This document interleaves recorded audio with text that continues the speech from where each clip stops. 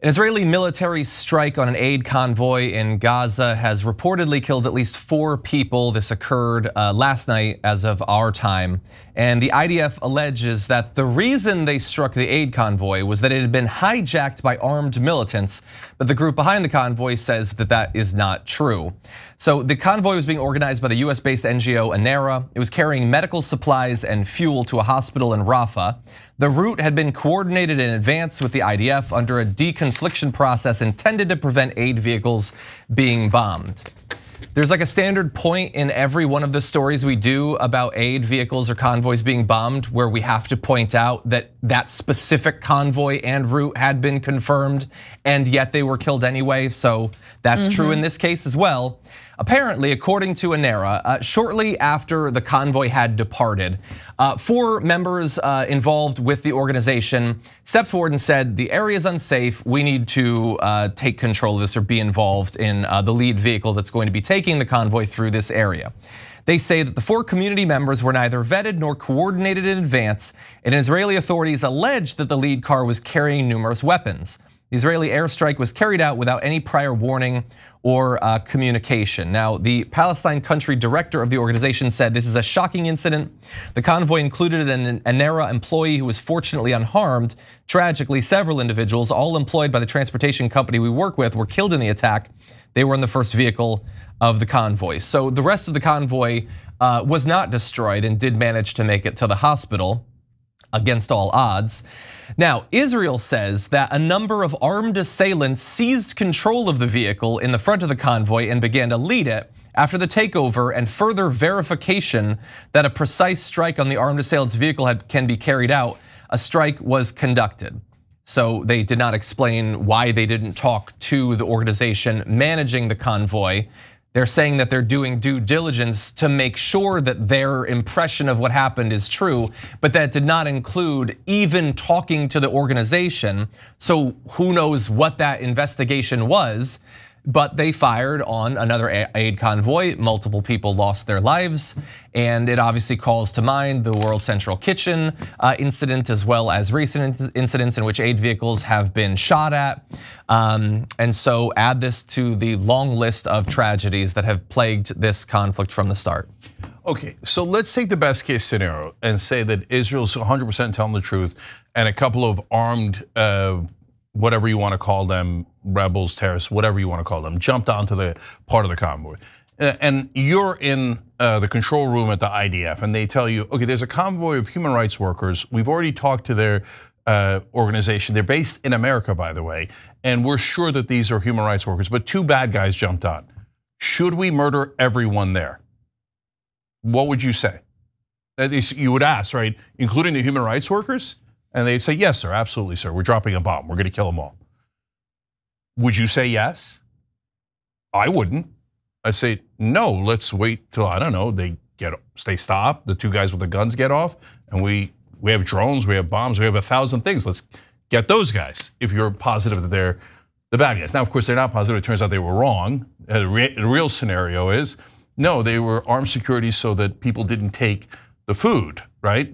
And so, by the way, if Israel's rule of if there's a weapon, we murder everyone in the building, in the car, whatever it might be, they literally kill everyone in America because there's so many people are armed here. They'd be like, well, you were in a building with an armed person, so we murdered all of you.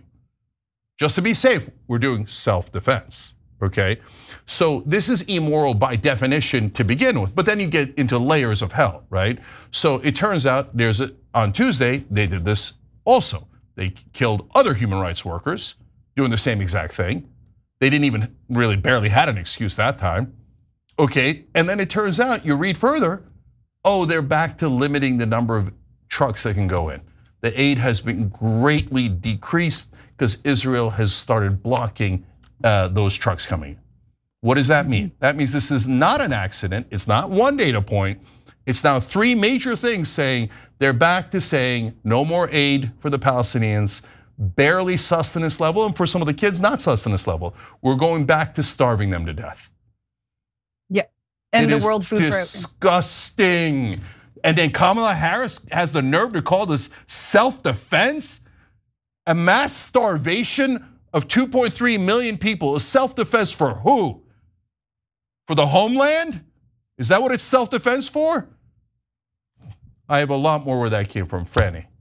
I know, and I really just come back to what John said earlier about the cultural delusion that we're all just supposed to go along with this idea that Israel is doing everything it can to minimize the number of dead, that it is a good faith actor, that it is engaging in ceasefire negotiations, which it absolutely is not. It has been moving the goalpost for 11 months now.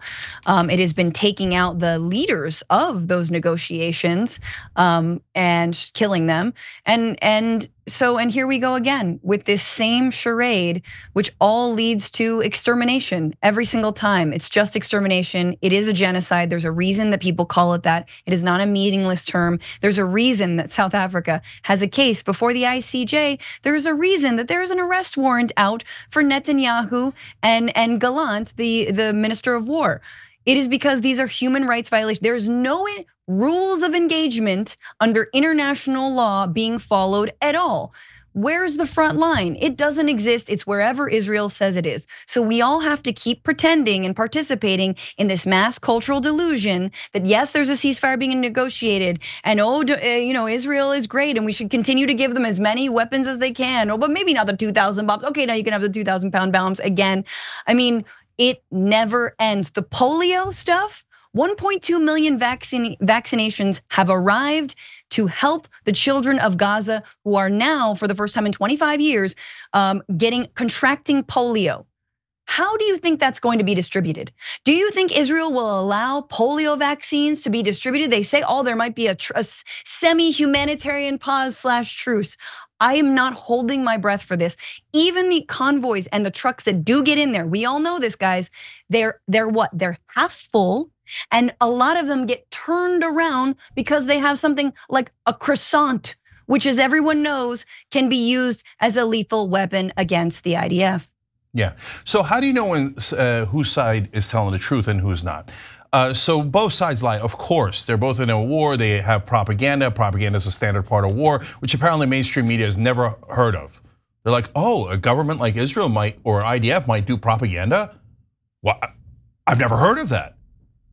Chick, you're all so embarrassing. There's actually easy ways to tell who's telling the truth. Number one, get confirmed by other news organizations throughout the world, the human rights groups that are unbiased in these cases, et cetera, et cetera. But also recently, Israel did 2 operations that actually were targeted against Hamas and Islamic Jihad leaders. And so why do I say actually? Because the Hamas has confirmed them. Yes, killed the leader of Hamas in Jenin. And so what IDF says, everything Hamas says is a lie. Then why do they confirm when you actually get Hamas leaders?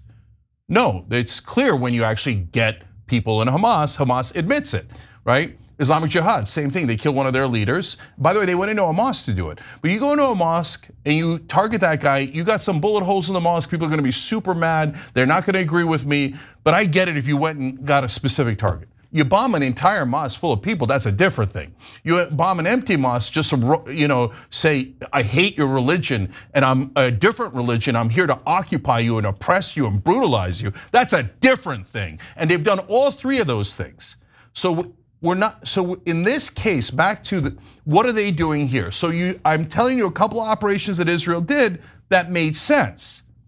But when you turn around and say they've now doubled the denials of human rights trucks going in with food in the last month, well, that's a purposeful act meant to make sure that less food is going into the area.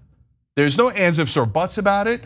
And by the way, Israel doesn't even claim, oh, look at this, we found a machine gun. If they found one gun on one truck, they would blast it all over American media. Hamas has brought in a pistol, right? A pistol against our nuclear weapons and our 2,000-pound bombs. We have to stop all aid. They haven't found one goddamn thing in any of those buses, but they're doubling the denials anyway, because they are purposely trying to starve the population. They're now doing massive, large-scale attacks in the West Bank. Why? What are we going to the West Bank? I know, every time, self-defense. You see, we've been occupying these guys for 57 years, and we took away all their freedoms and their dignity and their self-respect. And now we've decided to murder them at mass rates. But hey, American liars, every goddamn one of you in the media, go out there and tell us about how Israel's the moral army and they're doing this in self-defense. And the Palestinians had it coming because they're dirty, terrorist, savage Muslims, right? I'm so sick of it. I've been listening to it my whole life. Smearing Muslims, one after another after another. Iraq Muslims, Iran Muslims, Palestinians Muslims, they're the dirty savages. Are they? Are they? Or are you the dirty savage? So, you can't say that about other people. You can't say that about media reporters. You can't say it about our politicians. You obviously can't say it about Israeli politicians. You can't say it about anyone but Muslims. Murder them all you like, that's what America says. So that's a fact. We financed the slaughter in Gaza. We're financing this monster. Netanyahu is one of the worst terrorists of my lifetime. He has killed 40 times the number of innocent civilians that Hamas has killed in this conflict. If you're 40 times worse than Hamas, and Hamas is the dirtiest, most awful terrorist in the world, what does that make you? Nope, nope, nope. We have a total blind double standard here. Everybody has to bow down to Israel, and no matter what happens, they say, nope. They killed 280 human rights workers, more than all the other conflicts in the world combined, including the Russians. They're way outpacing the Russians. They're like Russians' evil empire. Wait till you get a load of us.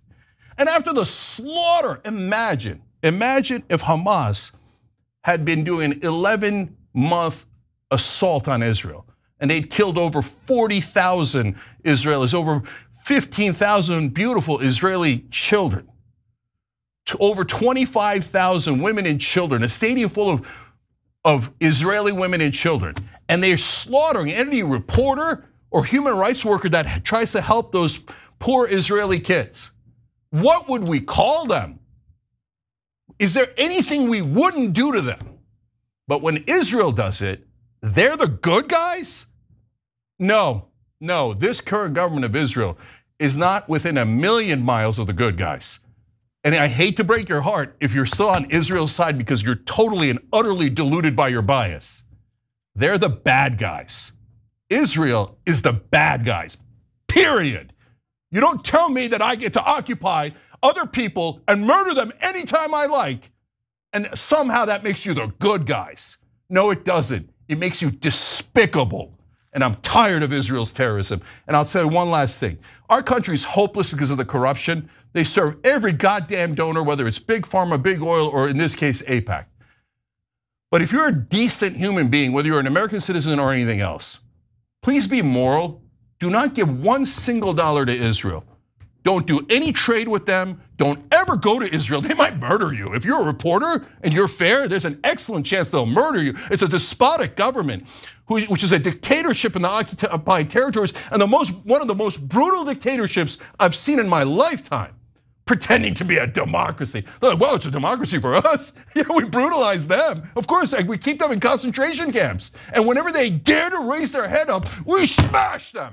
And we go, we're the moral army. No, Israel is the immoral army, and you should not spend a single dollar on that immoral government that they have right now. You want to turn around and do a two-state solution? We'd love to have you back in the decent, civilized world. But right now, I'm not interested in this uncivilized, savage government of Israel filled to the rim with terrorists. Young Turks. Thanks for watching the Young Turks, really appreciate it. Another way to show support is through YouTube memberships. You'll get to interact with us more. There's live chat emojis, badges. You've got emojis of me, Anna, John, JR. So those are super fun. But you also get playback of our exclusive member-only shows and specials right after they air. So all of that, all you gotta do is click that join button right underneath the video. Thank you.